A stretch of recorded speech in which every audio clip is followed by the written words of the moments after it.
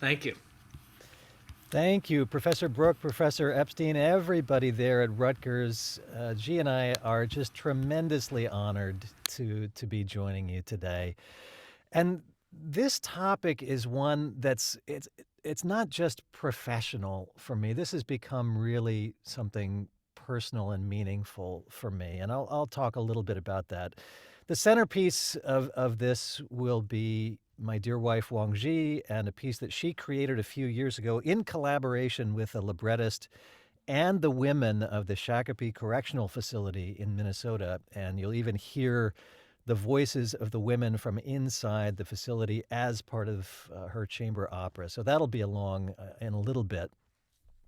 But I wanted to start by taking just a few minutes to talk about this new connection. And I should really say these new connections that are beginning to form between the arts and specifically music and prisons in this country. It really only gets occasional write-ups in papers and online, but over about the past decade, maybe 2 decades, there's been a tremendous burst of energy in the world of classical music toward engaging with this really significant slice of the American population who, until this recent surge, these people have never been considered as even a potential part of the classical music community.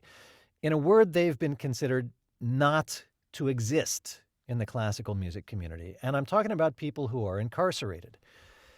And to the credit of people running these programs, more and more, they're not just dropping in to play music. That's kind of how it began.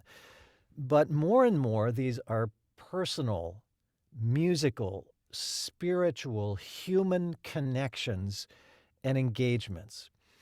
And I'm not here to give you a complete rundown of these, but I'll just name a few. Carnegie Hall in New York City, one of the most famous concert venues on the planet, has a program now working with the men at Sing Sing. And to Carnegie Hall's credit, and they kind of learned this by doing it, not just dropping in a musician playing a concert and then leaving. They're working with the men at Sing Sing to create music and perform that music. There's a group called Dakota that emerged out of Carnegie Hall, which is continuing and extending those connections at Sing Sing. There's a cellist named Zool Bailey who's been working with a women's correctional facility just outside Anchorage, Alaska, the Highland Mountain Correctional Center. They have created a string orchestra. The women who are incarcerated at this prison play music. They're provided with violins, violas, cellos. They get instruction. They play concerts. So that happens in and around Anchorage, Alaska. Wang Jie, my wife, the composer who you'll be hearing from in a few minutes, has worked with hundreds of inmates in several different prisons in a wide variety of ways, including, and we'll hear a lot more about this, co-creating an opera with librettist Jui and the women who are inmates at the Shakopee facility. Arts Capacity is another I have to mention. Holly Mulcahy, the concertmaster of the Wichita Symphony Orchestra for about 5 years now, has been doing a range of programs at Walker State Prison in Georgia. And a few years ago, I was extraordinarily lucky to be invited to an event there. And I'll have more to say about that in a moment. But for now, I'll just say that it had a life-changing effect on me and my relationship with music. I'm so grateful to Holly and to G and the musicians who were there that day, and to the men who are incarcerated there for changing my relationship with this art form. But I just want to take a moment to muse on this painful and, in a way, fundamentally human experience of imprisonment. I mean, sometimes it's literal.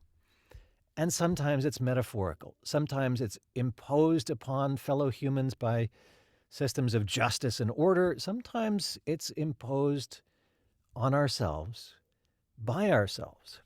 So just a few musings on this idea of imprisonment and music and the arts. Many of you probably know the work of essayist and writer James Baldwin. He once said, "What artists and prisoners have in common is that both know what it means to be free." We'll circle back to this again over the course of this conversation here today. What artists and prisoners have in common is that both know what it means to be free.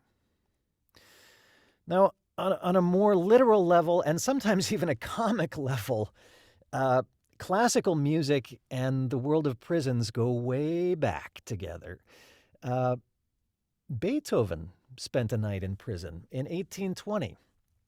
He was on vacation. He was visiting a spa town, and he liked to get up and go for long walks by himself. And he got up and went for a walk. It was in the town of Baden, Germany. He didn't live there. And he walked for hours, and he got completely lost. And he started going up, and at this point, 1820, he was pretty much completely deaf. He started going up and like putting his face to people's windows and looking in people's windows. And he was not very good at taking care of himself at that point. He kind of looked like a vagabond. And somebody called the cops on him. And the cops came, and he shouted at the cops, "But I'm Beethoven." And they were like, yeah, you're Beethoven, right. And they threw him in jail.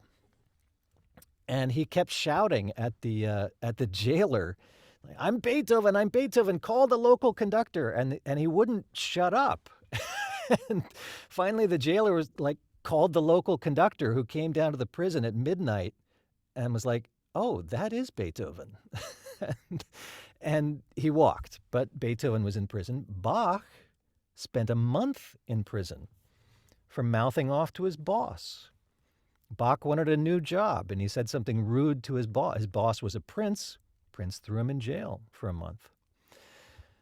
On a more serious level, and some of these stories are just absolutely infuriating. There was a composer named Henry Cowell, an American composer in the first half of the 20th century. When he was 39 years old, he was arrested on what was called a morals charge. He was homosexual. He was arrested for this and sentenced to 15 years in prison. Well, he went. He formed a prison band. He led the prison band. He taught music to fellow prisoners. He kept writing music, wrote about 60 pieces of music while he was in jail. Got released after 4 years, serving 4 years in jail. There's a composer, an English composer named Ethel Smythe, last name spelled S-M-Y-T-H, Dame Ethel Smythe. In the spring of 1912, she served 2 months in prison. Her crime was throwing rocks at the windows of politicians who opposed the right of women to vote. She was visited while she was in prison by some of the preeminent English musicians of the day, one of whom told the story later that she was leaning out of her cell and conducting women marching in a circle and singing a piece that she had written, a song that she had written called The March of Women, and she was leaning out and conducting with a toothbrush. But she was thrown in jail essentially for supporting the right of women to vote. This list goes on and on and on, and the more I've looked into it, it's not that the majority of famous composers have a relationship with incarceration, but an awful lot of them do. And I'll just tell one more story about a composer, and this one's more metaphorical and begins to bring me back to my story a little bit, too. Clara Schumann was one of the great pianists of her time through the middle part of the 1800s in Europe. She toured Europe as a pianist. She was also a composer, and maybe even more than she knew. Because here's something she once wrote in her own diary. I once believed that I had creative talent, but I've given up this idea. A woman must not wish to compose. There never was one able to do it. Am I intended to be the one? It would be arrogant to believe that. And after she got married to Robert Schumann, she mostly stopped composing and focused her creative life on playing the piano. And that is a terrible loss for all of us who love music, because the music she did write was and is extraordinary. And that's sometimes the most effective form of imprisonment. When a system doesn't have to impose its will on you, but when you internalize those rules and that police force, essentially, and you imprison yourself. And that brings me back to my own experience with this in 2018, but going back to my own childhood. I grew up in a family where where having feelings, where expressing feelings was actively discouraged. As a male in particular, I was expected to behave with what's sometimes described loosely as stoicism. Strength, stiff upper lip, don't show your feelings, don't share your feelings, just get on with life. And even when I took piano lessons, which I loved, and I took moderately seriously as a kid, there was no connection to the world of feeling. It was an activity. It, it was like being in the chess club at school or writing for the school paper or playing on the football team or something. It was just something to do. And for a long time, that's how I saw it too. Music was something to do, and maybe as I saw it as a teenager, had the added benefit of getting me some attention.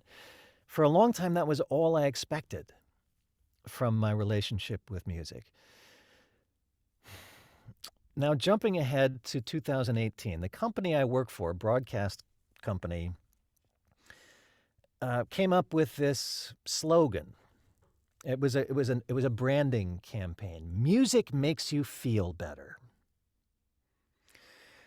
And I had a real problem with this because by this point in my life, I had a much deeper relationship with music, and it was obvious to me that this art form of classical music is not just about comfort and serenity and beautiful sounds.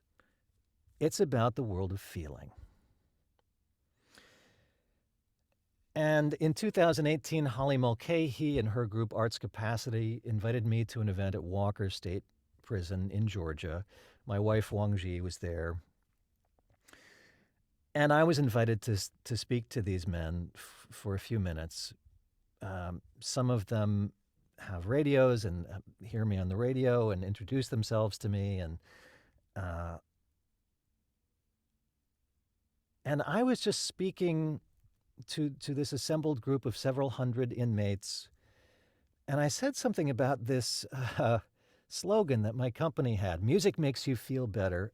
And I kind of paused in the middle of talking to them because as I was talking about the power of music, I realized that it was true, but in a completely different way from what my company intended.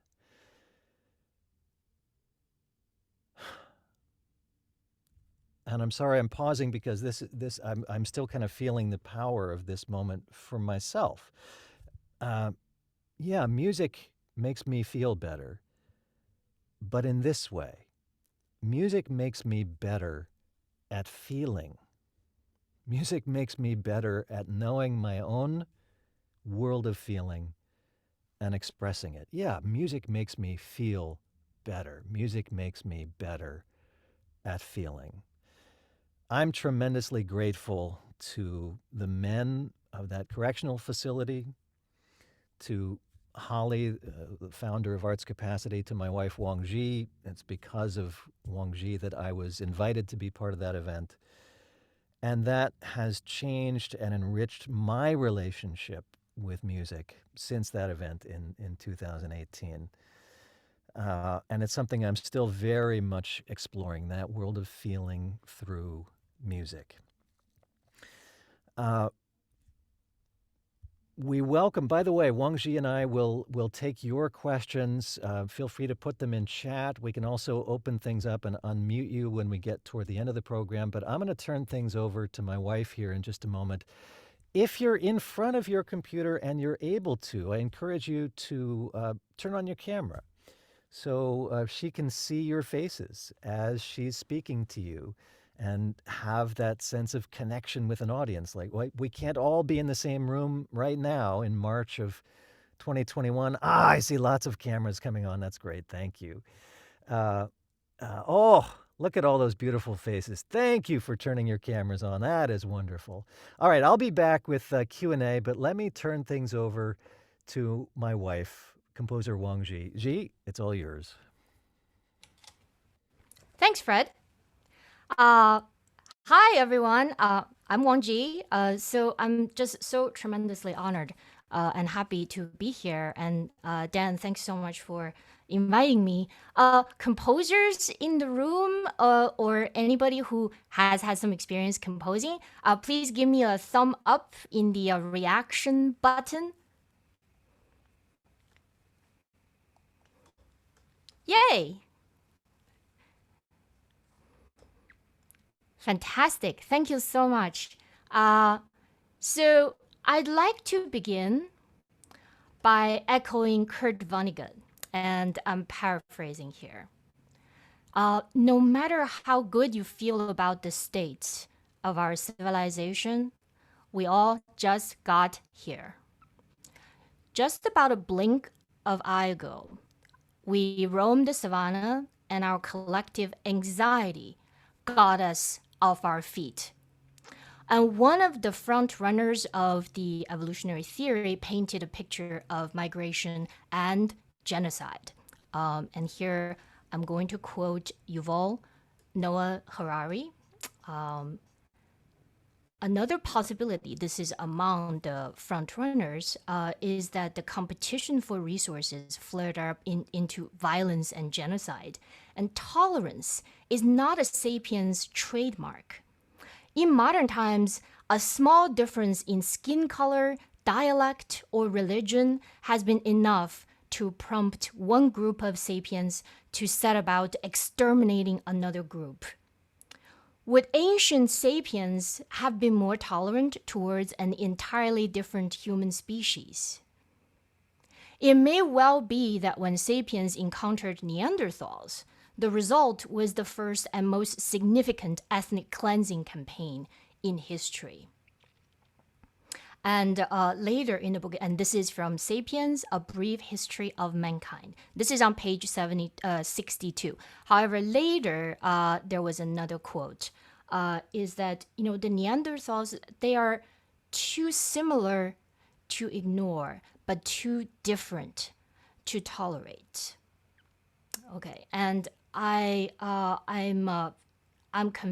have been convinced that this collective consciousness that we share, there really isn't that much room in there, as much as how we would like this civilization to be such a good story. But the good news is coming later, I promise. And the other theories, they're not nearly as cinematic, by the way. So I urge you to investigate and prove the cinema wrong. And my best guess is that the sheer number of geological adaptations that we completed successfully gave rise to a vastly varied dynamic composition of human psyche. And creativity, in a lot of creativity in this room here, of course, this is unparalleled in other species. And no matter how smart you think octopus is, okay, most of octopus don't compose operas about other octopi who are doing not so well, who perhaps lost a leg or two during a routine marine operation and became a guilty octopus. Hey, you, octo is Latin for 8. You are a disgrace to our species. We can either have you for breakfast or you better go hide in a hole and grow those legs back. Right? I can imagine. I'm an opera composer, as you can already see. I have to have a movie for everything. So yeah, this is not something that is in the ancient past, although these are the words from a historian about the genocide. Okay, the most recent one, 2017 ongoing in Myanmar.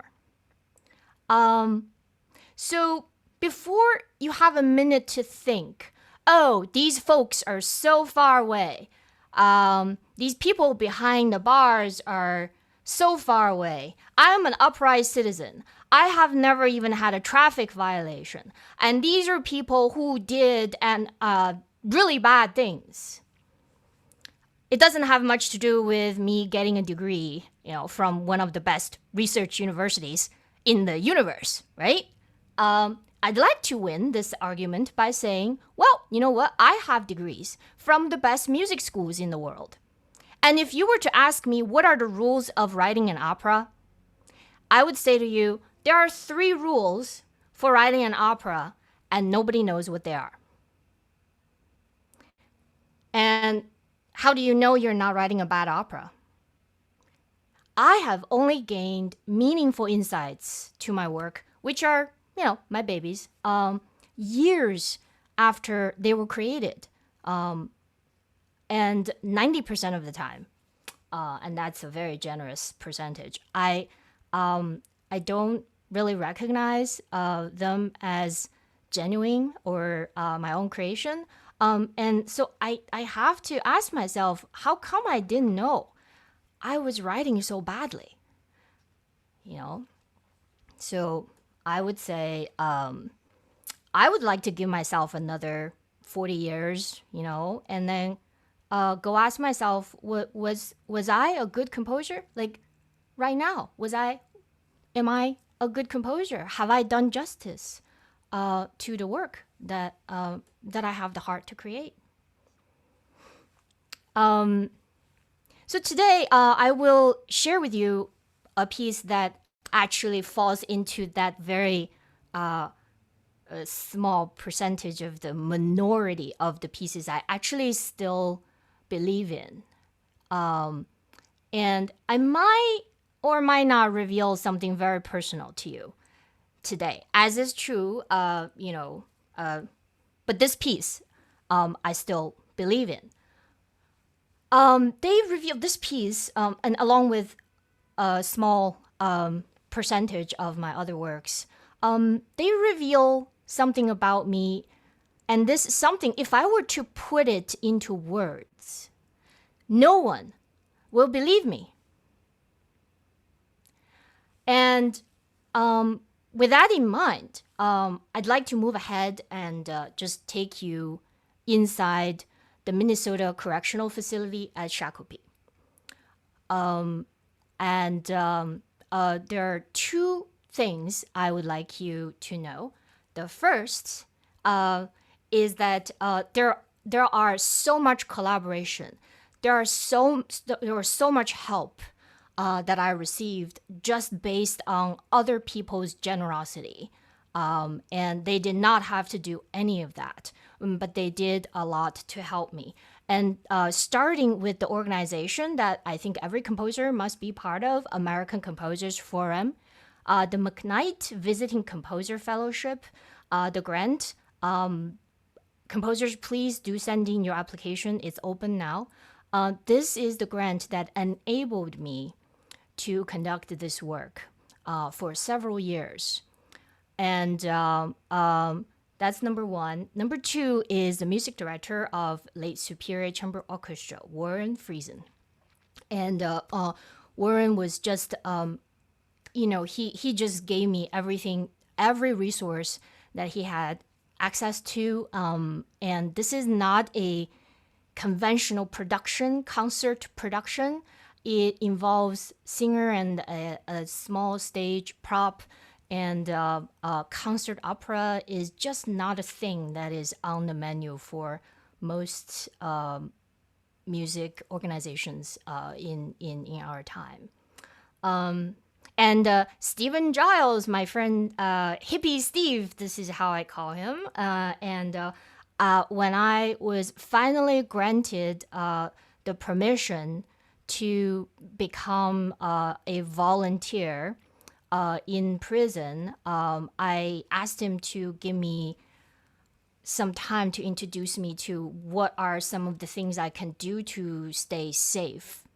And Steve and I spent an entire day together running through drills. And I'm forever grateful for something he said to me immediately. And is that, G, you have to be prepared to reveal yourself to them immediately when you immediately arrive in prison. And I also want to thank Zhu Yi, my librettist. So believe it or not, this process is also kind of unconventional because most operas, and with the exceptions, of course, most operas are the librettist would work on it first and then hand over the libretto to the composer, and then the composer would compose music. But this one is actually very interactive. We started with nothing. We started with going into the prison together for teaching to teach the educational workshops, and then even discuss what the story is.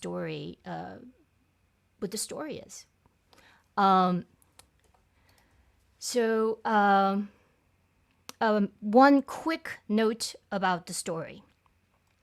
The story that you're about to hear is fictional. In other words, I did not do something similar to music journalism. This is not me going into prison and somehow getting some stories out of these inmates and then come out and using these stories to write this opera. This opera and the entirety of this opera is based on my and Zhu Yi's experience as a visiting artist amongst a few self-selected inmates who participated in our project. Nothing we have done in this opera reflects anything that they have told us. And how the inmates decided in the end to share something personal with us is a whole another story, which I'm happy to get into after I play the opera. The other point I want to bring up before I begin playing opera is that you will hear 11 inmates and their voice at the end of the opera. This is actual recording from inside the prison, which is very, very rare that they gave us permission to do that. The head of the education department at the prison because we couldn't bring anything into the prison, not even a piece of paper. And I was tremendously grateful that on the day of the recording, we were given 3 hours to introduce this piece of a cappella chorus piece that I've written for the inmates. We were given 3 hours total to record this track from the inmates and teaching them, first of all, they were not musicians, teaching them how to sing this piece, record it. And the head of the education department handed me a little recorder. So towards the end of the opera, when you hear that tape coming in and that is the real voices, keep in mind that recording is made on this little medieval tape recorder that's made for recording voices. So these voices come from these women inmates at Shakopee, and some of these voices these voices you hear, these they have committed crimes, and some caused significant suffering, even the death of another human being. And I would love for some of you to maybe meditate and contemplate what it means that their voice appeared in this opera. So with that, I will start sharing screen, and I hope it's okay because we have composers in the room.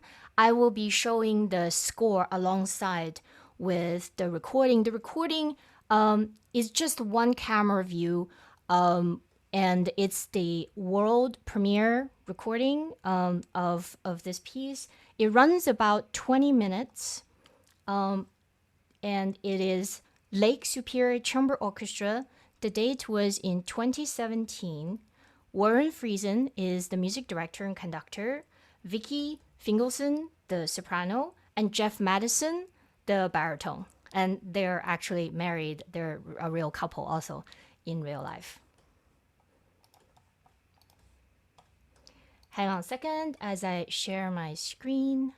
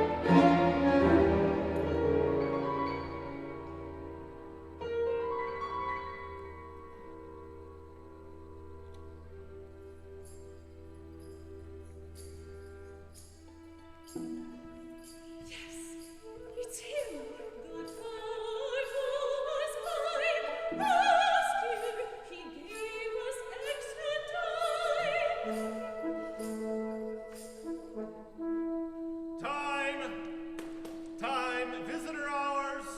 When your number is called, line up for a raincoat.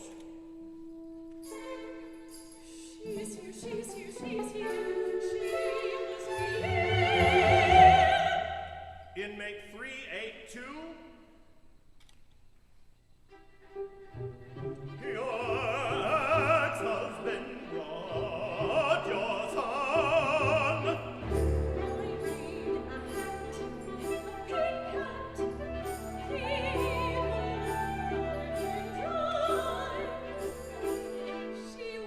Inmate 579.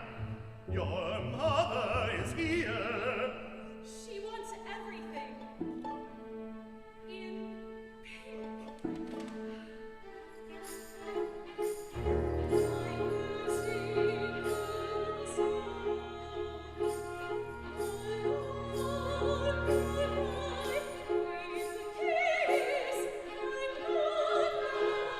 Inmate 214.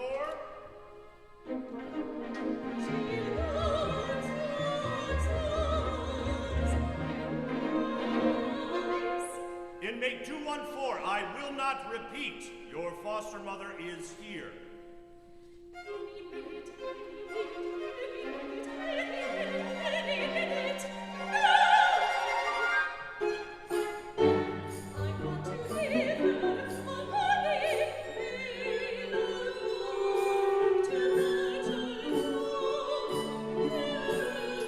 Inmate 853, all your children came this year.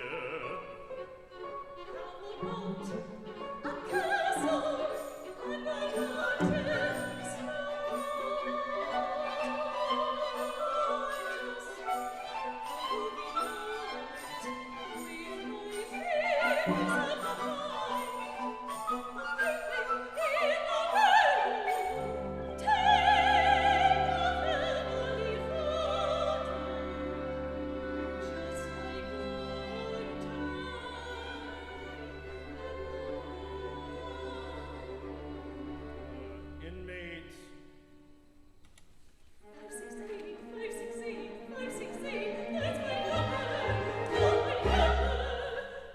042. Your son brought your grandson this year.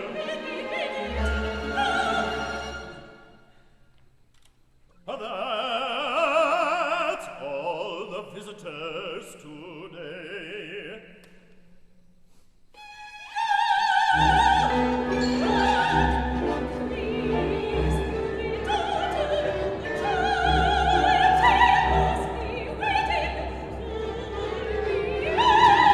You have no visitors today.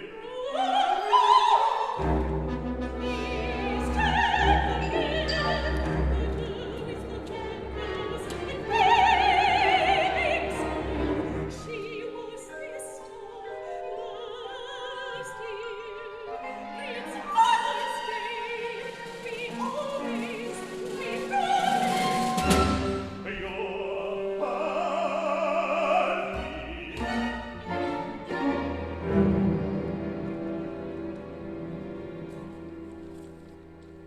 You have no visitor today. I will not repeat.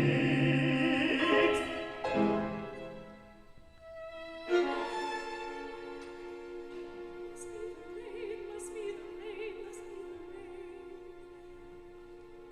must be the rain.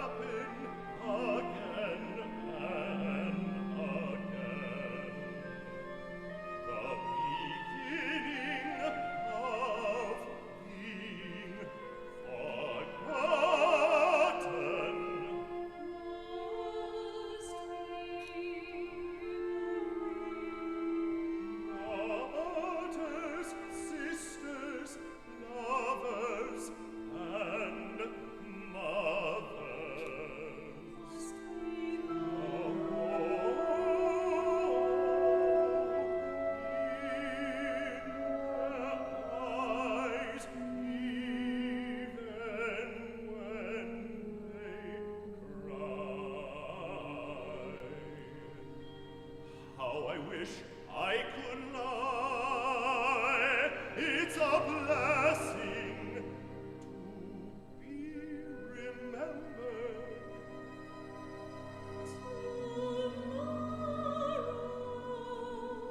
It's a blessing to be missed.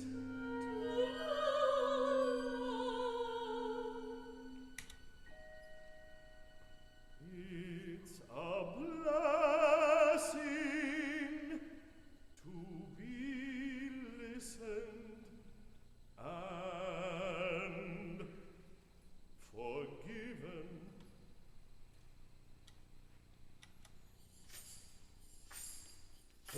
Inmates, Miss Thompson, check with the sergeant tomorrow.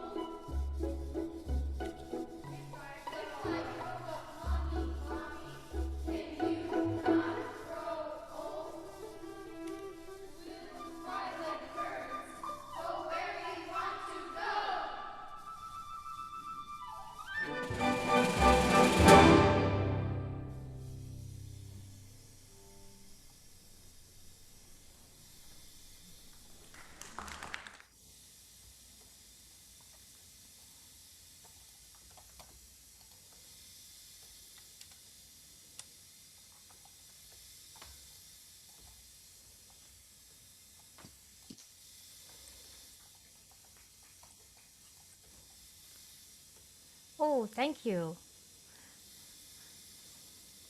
Oh boy, I haven't heard it myself for a few years. Wow. I had no idea I did that. Oh dear. Now I have to switch gear. I think I have to switch gear. Yes. So I will just quickly say a few things, and then I guess I'll open up for questions. So, to some prisoners or animals behind locked bars, to me, they're fellow humans having locked their hearts behind a ribcage and lost the key. The guard wears pieces of metal keys and they unlock the bars of prison cells. I make keys too, and they're invisible keys I call music. And one of the things that we don't understand very well yet, because we're still at the dawn of understanding human nature from a more, I guess, more substantial way, is that the prologue to violence and these people, they have done horrible things, and that's true. And Fred and I have also received artworks from these people who have done horrible things. And we've had discussions of whether we will be displaying these artworks coming from the prisoners. And so the jury is still out, at least between me and Fred. But I want to go out on a limb, which actually I'm about to put up this. This was the book by R.B. Stein, who was one of the very she wasn't well known, but her research on this particular issue, the criminal psychology, was one of the very first things. This was before prison education was even a public knowledge. I came across her work thanks to NYU. As soon as I got to my PhD program at NYU, all of a sudden I got this this fantastic library just under my fingertips, and I was superbly excited. And I came across her work, and it just struck me that we are so much part of this larger picture than the individualism that I'm very accustomed to orient myself in on a daily basis. But the fact is, when we cannot survive as a species and as a civilization alone. We're all in a collaboration, whether you see it or not. Like this project is a collaboration of previously impossible networks and communities. The Prison American Composers Forum, the orchestra, the musicians, and then the audience. Every prison project I have taken on, and I would include the work that I've done with Holly Mulcahy, with Arts Capacity, is that this is just this little thing that I've showcased today, is not only a collaboration of people who don't even know they're collaborating with me. For example, my childhood. So this project might have started way before I even realized. And this is still unfolding in my life. I came very close to being a victim of criminal behavior. And so for me to come here today and to give you just a flavor, a moment of this is what's out there. I hope people can start having a conversation that is previously uncomfortable or that it cannot exactly be expressed through words. And this is why we make art. This is why I make art. Whatever that feels real to me, I simply can't put them into words that don't betray me. So that's all I have to say about this. This project itself is so much bigger than what I can come here to say to you with words. And so I hope I have been helpful or present with all of you to share this very special project that I still believe in as an artist. Thank you. Thanks, Jie. And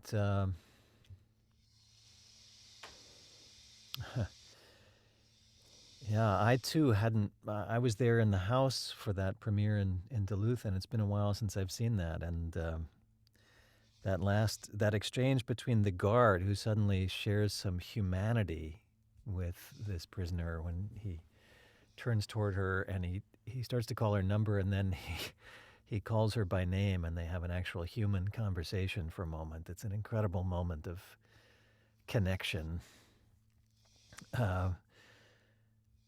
Jie, this was conceived as a chamber opera, as a concert opera for this performance. Is there a possibility of this work evolving into something different, into something more? I'm actually not sure. It really depends on who would like to and how another organization might be able to. This is sort of a seed, so it could be anything. Again, this is so collaborative. What I want to do with this opera is irrelevant to really what this opera, if it has a soul, what this opera wants to expand into. And maybe it doesn't. Maybe it doesn't want to expand into anything more complex than this, what I see as a pretty pure, very little plot. It's not a very smart story. You know what I mean? It's pretty raw, and there's something to be said about. And this part I didn't know until years later, that the challenge of composing this work was actually not about. It's about having heard having composed the prison chorus music, the a cappella prison chorus, and then how to make sure that moment's sentimentality will land for this entire opera. So some of the most difficult choices in my composing career that I've had to make is how to make things very simple, but it cuts right through. And sometimes I have to write the kind of music that I personally find sentimental and like, really? But composing opera, when this sentimentality will serve this particular opera, this theatrical space, I have to do it. So that's a big challenge of this piece, because some of you know my other works. I also write comic operas, which is comic opera is almost impossible to write, because the timing has to be so precise. Comedy is all about timing in the theatrical space. You can't land a joke if it's even a half second late. It just doesn't work. So Yeah. I don't know that answers your question, Fred. I don't think this is a decision I can make on my own. I know that there are a lot of people during the pandemic. They're beginning to dream. We're hopefully at the beginning of the end of the tunnel, and I know people are starting to dream about projects with live audiences. And during the premiere of this piece, I clearly remember that people who came in, they were like, "We don't like opera. I don't like opera. Who likes opera? Like, what is that?" And I counted. That's how vain I can be. I counted how many people cried. And I run out of fingers on one hand. I think that's the real achievement. That's my real achievement. Is that I got through to people who were unlikely going to listen and going to pay attention in this particular way. Gee, I have some questions for you, but questions are starting to come in on the chat also. So let me begin there. And if anybody wants to chime in, just raise your hand. If you don't know how to do that, I think toward the bottom there's a little reactions thing. If you click on reactions, there's a raise hand bar, and I should be able to see if you do that little raise hand thing. So that's one way. You can also type it in text. And here's a question from Inessa to you, G, that I mentioned. Fred mentioned that working with inmates changed how I see and feel music. In what ways, G, has it affected you and how you feel your music? That's question number. She has another question, but let's start there. Wow, this is pretty specific wording, how I feel my music.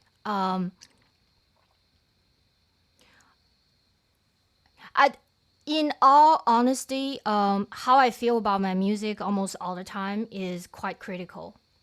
And I think in this particular piece, having worked with inmates who took a chance on me, I walked into this room. This is after month and month of training and work, so that I can be in a room with inmates without a guard present. And apparently that was a big deal. So, but I didn't know that I was only crossing the most, like the very first step, and I was feeling so accomplished. Oh, now I can, go into a room alone. They'll start to tell me things. Not at all. So inmates are very good at sniffing out other people's emotions. And so I walked in, and I remember this scene really well. And one of the alpha ones, she asked me flat out to my face, and I was completely caught off guard. She asked me, "What do you want from us? Why are you here?"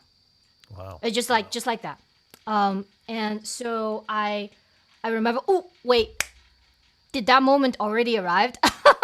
I was kind of leading up to it. I was warming up to it. I really needed some emotional cushion to get there, right?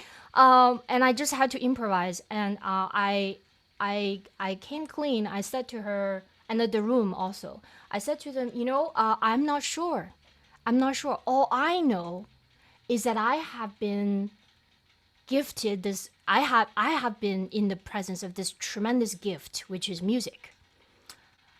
And I'm here to share this gift with you. And I hope to find out. I'm paraphrasing. I hope to find out why I'm compelled to do this. So I could feel the room kind of relaxed a little bit. And next time I came, there was this inmate, and her, every day, she uses wax to do her hair. And that's her self-expression.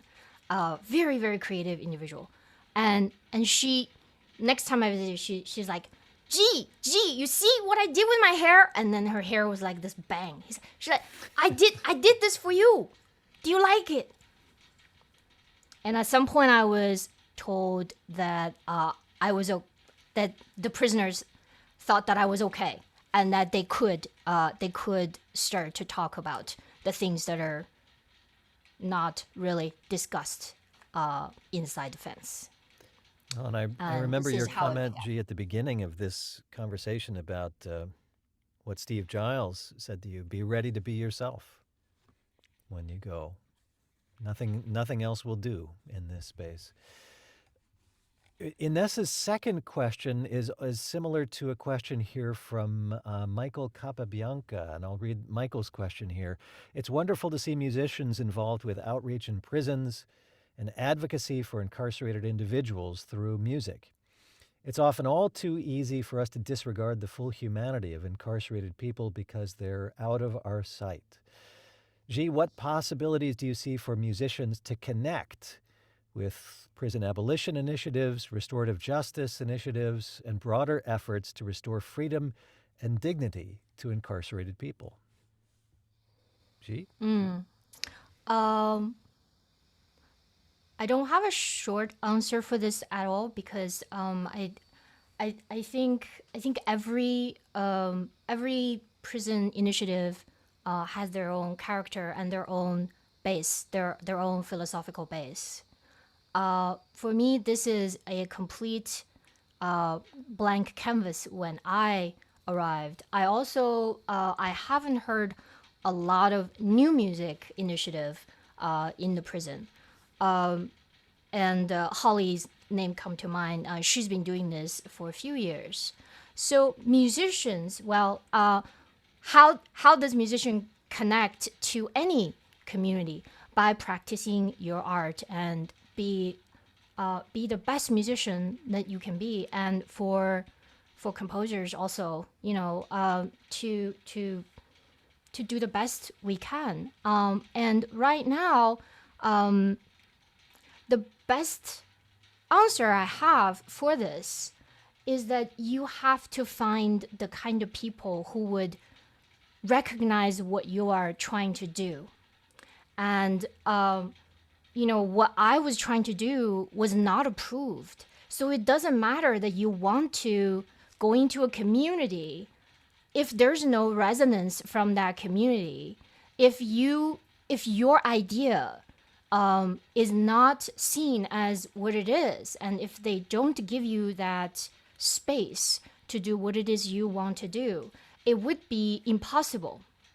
The prison's priority, and this is also a very hard lesson for me to learn, is that I thought, oh, I'm this composer, I'm doing good work, I have this grant behind me, blah, blah, blah. It's totally legit, here I come. Innovation, creativity, these are very bad words to have inside a prison. These are trouble words in prison. So To the they're administration. absurd to even to everybody.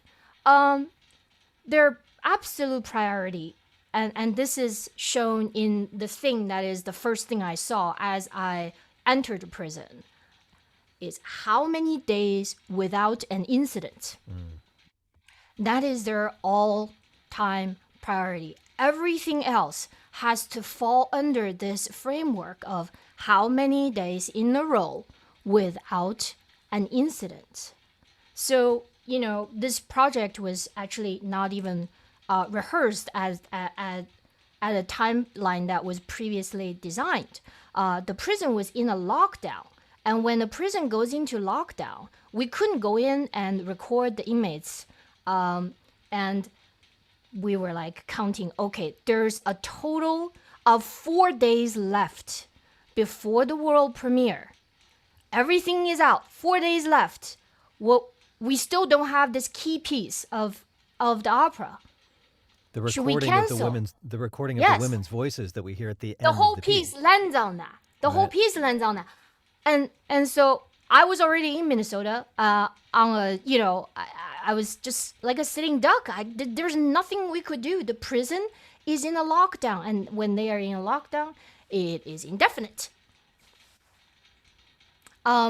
So literally 3 days. Maybe Warren can correct me. I remember it was no more than 3-4 days before the world premiere. we were granted permission to go into prison and to record. And we were given 3 hours to do all this. Jie, a comment and a question from Brenda Curran. Brenda says, first of all, she says, I was completely moved by this piece, but then she also has a question. Jie, I love your expression that you came clean. How do you feel changed as an artist because of this experience, which demanded it, this stripping down? I have many ambitions, I would say.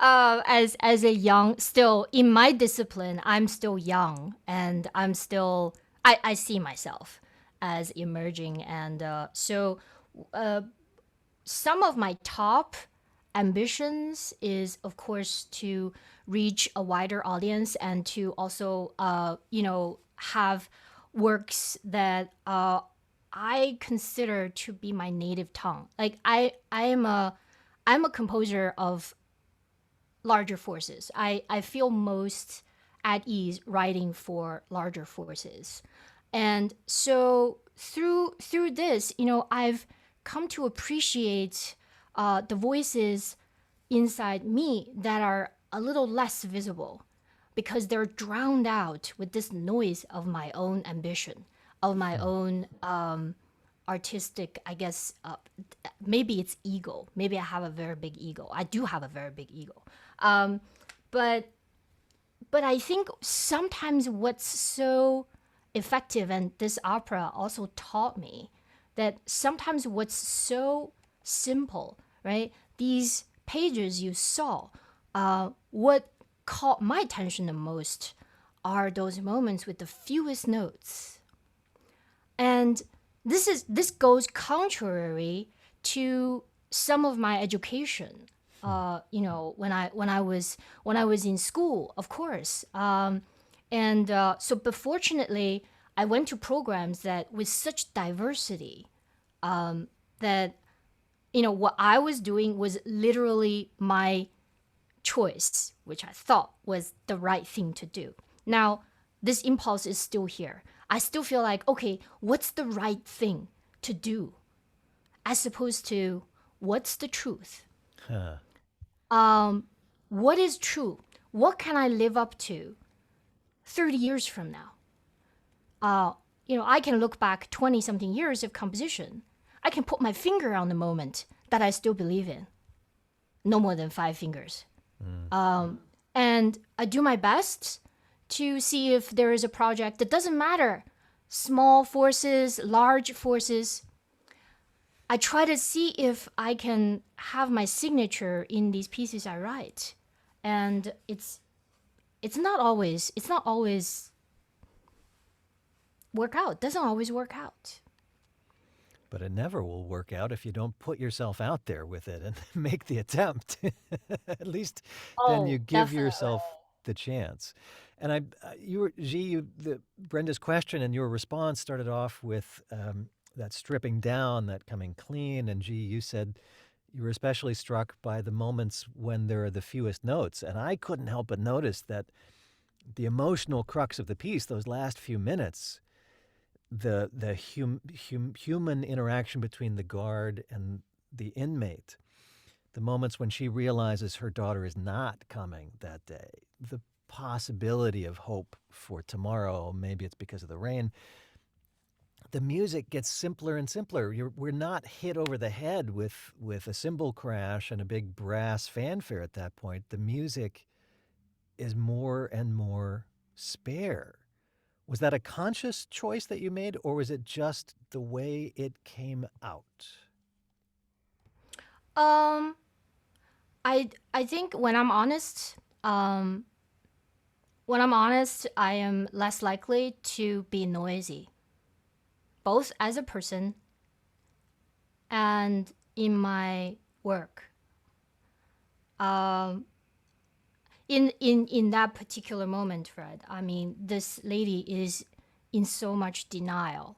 And I think this emotion, this denial, is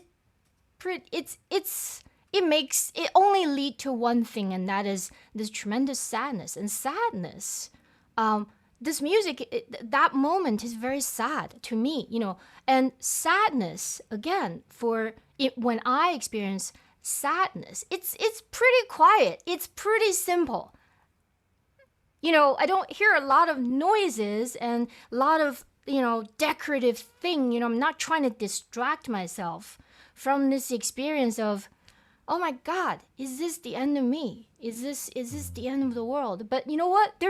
I'm gonna fabricate some hope just to get me through this moment. It's very simple for me. So the more notes, I feel like the more noisy sometimes it gets, and partly maybe because I'm just not that. I'm not that. Maybe I'm not that good with pitch work. So that when I pile up a lot of notes, sometimes they just don't work very well together. And so the purest thing, the express way into this emotion, is to diminish as much clutterness in the score, in the notes as possible, so that the notes, they can breathe. Their relationships can be revealed with a lot of clarity. So you can really hear every note as a verb. Like every note might have a wish to go somewhere. Every note as a verb. Da dum, da da da da dum. It's so sad. Like I tried, I still fall down into sadness. That's what this phrase means emotionally to me. The best I can put it in words. Right? And I know we're leitmotif. reaching the end of the period here for a lot of the folks in the Rutgers community. But Jie, just quickly, did I hear a brief reference to Samuel Barber there toward the end also? Oh, absolutely. He's the epitome of of course, adagio for strings. Adagio for strings. I'm proud to echo Barber. Yes. Jie, thank you so much for the piece and for sharing it in this way with this community. And I'm honored to be a part of this. And thank you, Professor Brooke, Professor Epstein. I know we've got to wrap up here. I don't know if this can continue for people who want to continue the conversation, but I think we've got to let a lot of the Rutgers people go. I'm not sure who's coming back. Is it Professor Epstein, Professor Brooke, who wants to jump in? Dan. Let's see, my video is on. Yes. Fred and Jie, thank you so much. I think it was an exceptionally moving hour and a half. I'm mostly speechless, which doesn't happen to me very often. This is actually my third listening to the opera. It just gets better and better. And for those of you who are not familiar with the music of Wang Jie, I would strongly advise you to investigate her music. While she's most comfortable with large forces, she has some fabulous piano pieces, violin pieces. I believe there's a couple of trios in different formats. And Fred, also, thank you so much. It was really moving to hear you talk about your relationship to music in such a personal way. I know we've talked quite a lot about that, and I think it's also great that you both have helped us to confront and to open up some topics which, for artists and musicians, are so critical, especially these days. No longer can we kind of just close ourselves into the practice room and walk on the stage, and that's our little tiny microcosm of existence. We have to confront the larger issues, both societally and issues which are part of our art, some of which are very uncomfortable. Creators, performers, composers whose works have arisen out of terrible racial circumstances or societal oppression. These are things we have to think about and deal with. And I think ultimately, for us, it's a positive. It makes our lives and our arts richer. So thank you for that. And if anybody would like to stay, I think there's no limitation on the time as far as I know. No, there isn't. Oh, there is. Who should I make the host?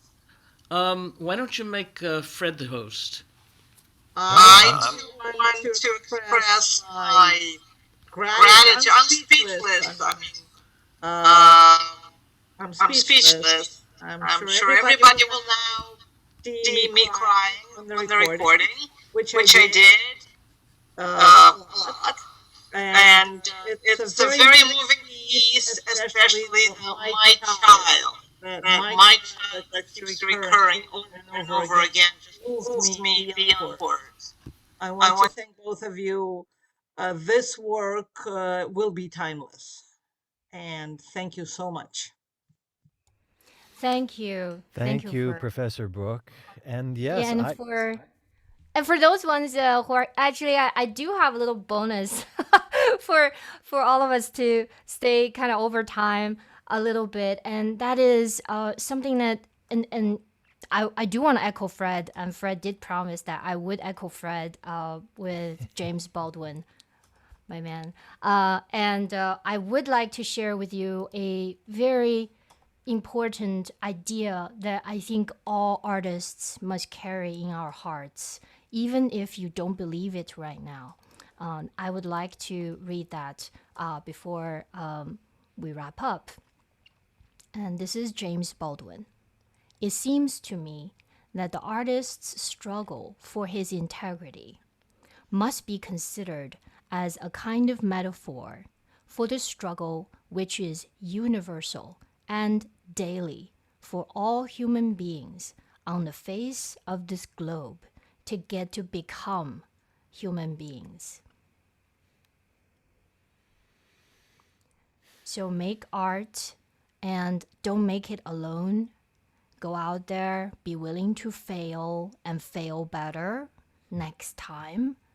And just know that it is important in ways that will come to you much, much later in your life. Like today, what I experienced is that I had no idea that listening to my own opera from 4 years ago, 4 or 5 years ago, would move me this much. And I feel privileged to be able to share this moment with you. Thank you. Yeah, and I said this in chat. I'm not sure how many people have their eye on the chat, but everyone's presence here today mattered. Thank you to everyone simply for being here. Your presence matters to Jie and I in ways you can't even know. And Jie, you're talking about how, I talked about how one day in 2018 had an effect on me, and Jie, you're talking about the effect of this day and how this will carry forward. And I'm grateful to everybody here for your presence, your questions, your thoughts, your faces. Mm-hmm. Thank you. And Dan, thank you also for suggesting that I present the entire opera. I've given talks on this subject quite a few times, but to be honest, what I want to say, I've said it better with this opera. As much as I do have a lot of stories of this process that I can talk about, but I do want people to pay attention to the artwork more than what made that possible. Of course, there are scholars who are going to be interested in creative process and how artworks are made.